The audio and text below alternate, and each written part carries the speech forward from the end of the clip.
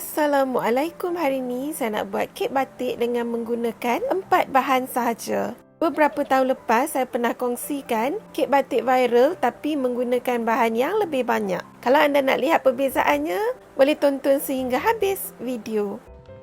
Saya gunakan satu pak biskut Mary dengan beratnya 300 gram. Anda boleh gunakan sebarang jenama.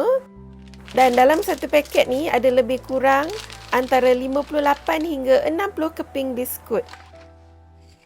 Saya patah-patahkan biskut ni kepada 3 hingga 4 kepingan. Buatlah sehingga selesai.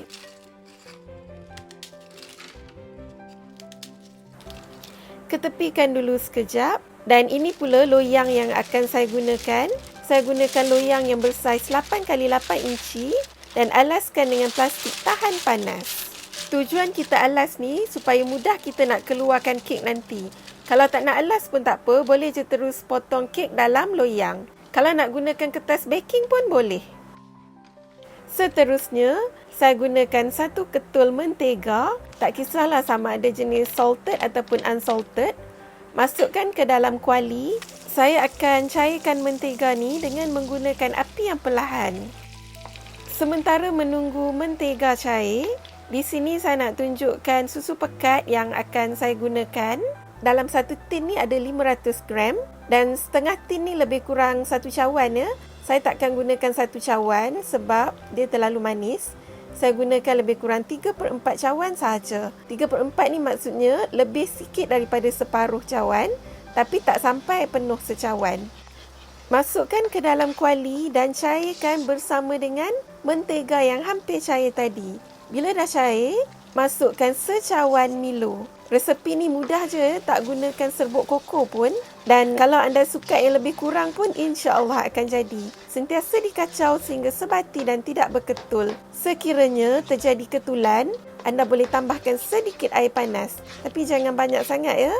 Bila dah cair sepenuhnya, boleh matikan api. Seterusnya, masukkan biskut Mary yang kita patahkan tadi. Dan kacaulah hingga sebati.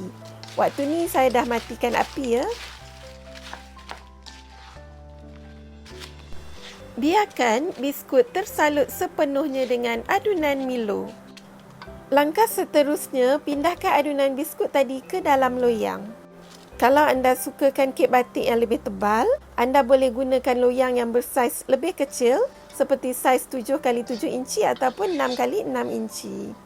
Ini adalah penekan untuk fondant. Saya akan gunakan untuk menekan adunan kek batik tadi supaya padat. Selain dari itu, kalau tak ada, anda juga boleh gunakan sudip kayu ataupun spatula silikon. Tekan-tekan supaya padat dan seterusnya tutupkan loyang dengan plastik pembalut. Ini plastik wrap boleh dibeli di kedai peralatan bakery. Saya akan simpan kek batik ni dalam peti sejuk lebih kurang 2 hingga 3 jam sehingga keras sedikit. Bahagian cila bukan tempat beku. Selepas masa 2 hingga 3 jam, keluarkan. Dan kalau adunan ni terlalu keras, anda biarkan lebih kurang 15 ke 20 minit barulah sedia untuk dipotong. Bagi mendapatkan potongan kek yang kemas, celupkan pisau yang panjang ke dalam air panas dan lapkan dengan tisu dapur setiap kali anda hendak memotong kek batik. Sebaik-baiknya gunakan pisau yang panjang ya.